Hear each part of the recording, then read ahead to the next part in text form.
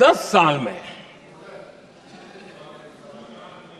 Income tax को कम करके भी हमने मिडिल क्लास की बचत को बढ़ाने का काम किया है। आदरणीय अध्यक्ष जी, 2014 के पहले ऐसे बम गोले फेंके गए, बंदूक की ऐसी गोलियां चलाई गई कि देशवासियों का जीवन छलनी कर दिया गया था।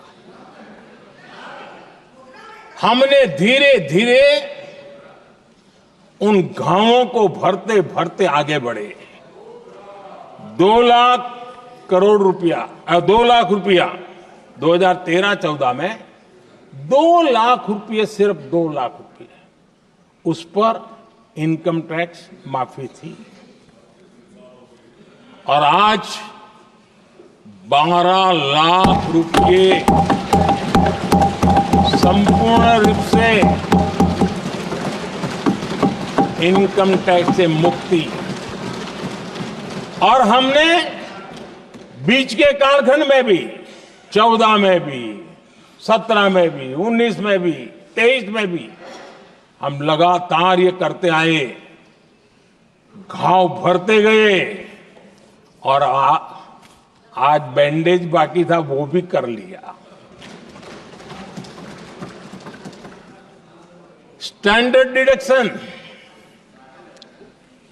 उसके अगर 75,000 जोड़ दें तो 1 अप्रैल के बाद देश में जो सैलरीड क्लास हैं उनके 13.25 लाख रुपए तक कोई इनकम टैक्स नहीं देना पड़ेगा।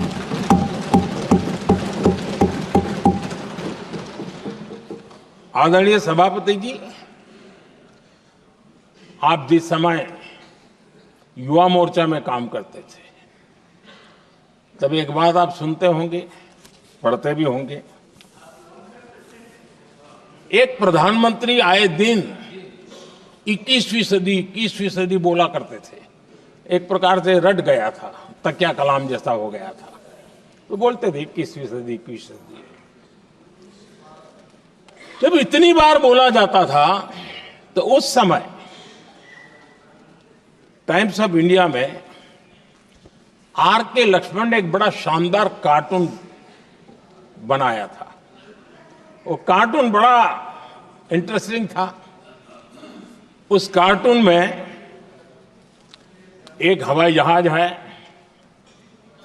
एक पायलट है। अब उन्होंने पायलट क्यों पसंद किया वो तो मुझे मालूम नहीं।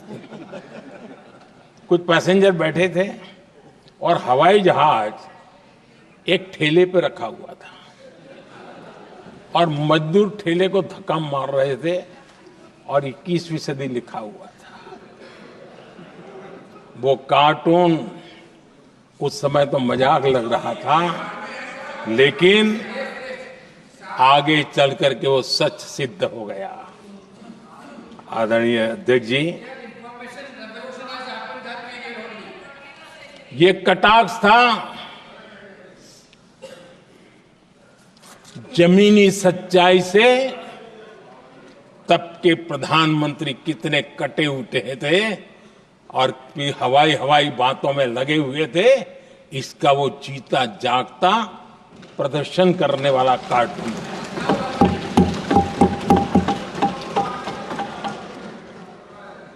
आदरणीय अध्यक्ष जी, जिन्होंने तब 21वीं सदी की बातें की थी, वो 20वीं सदी की जरूरतों को भी पूरा कर नहीं पाए थे। आदरणीय अध्यक्ष जी, आज जब मैं देखता हूं, पिछले 10 साल से सारी विषयों को बारीकी से देखने का अवसर मिला है, तो मुझे बड़ा दर्द होता है। हम 40-50 साल लेट हैं, जो काम 40-50 साल पहले हो जाने चाहिए थे। और इसलिए ये साल जब 2014 से देश की जनता ने हमको सेवा का अवसर दिया, हमने ज्यादा से ज्यादा युवाओं पर फोकस किया। हमें युवाओं की आकांक्षाओं पर बल दिया। हमने युवाओं के लिए ज्यादा अवसर बनाए। हमने कई क्षेत्रों को खोल दिया और जिसके कारण हम देख रहे हैं देश के युवा अपने सामर्थ्य का परचम लहरा रहे हैं। देश में हमने स्पेस सेक्टर को खोल दिया, डिफेंस सेक्टर को खोला, सेमीकंडक्टर मिशन लेकर के आए, इनोवेशन को बढ़ावा देने के लिए अनेक नई योजनाओं को हमने आकार दिया। स्टार्टअप इंडिया इकोसिस्टम पूरा डेवलप किया और इस बजट में भी आदरणीय अध्यक्ष जी एक बहुत महत्वपूर्ण निर्णय हुआ है।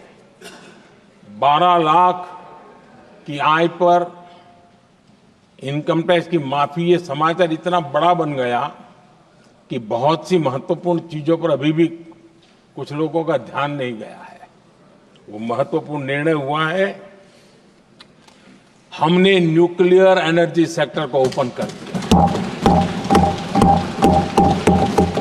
और इसके दूरगामी सकारात्मक प्रभाव और परिणाम देश को देखने के लिए मिलने वाले हैं। आदरणीय अध्यक्ष ji, AI, 3D printing, robotics, virtual reality की चर्चा हम तो गेमिंग का भी महात्मा क्या होता है इसके लिए भी प्रयास करने वाले लोगों में से। मैंने देश के नौजवानों से कहा है कि दुनिया का गेमिंग क्रिएशन का, क्रिएटिविटी वर्ल्ड का कैपिटल भारत क्यों न बने। और मैं देख रहा हूं बहुत तेजी से हमारे लोग काम कर रहे हैं।